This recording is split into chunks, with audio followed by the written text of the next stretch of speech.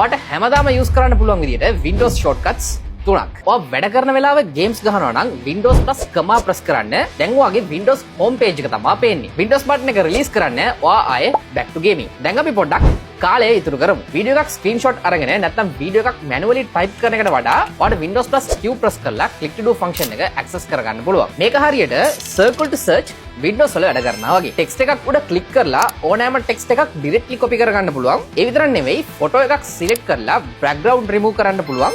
background එකේ color එක change කරන්න පුළුවන්. මේ වගේ සෑහෙන දේවල් ඔයාලට කරන්න පුළුවන්. basically Windows වල කරන දේවල්ම දැන් ඔයාලට වේගෙන් කරන්න පුළුවන්. Windows එක දැන් update වෙනවානේ. ඔයා screenshot එකක් ගත්තට පස්සේ control click කරන්න Windows snipping tool එක automatically resize වෙනවා.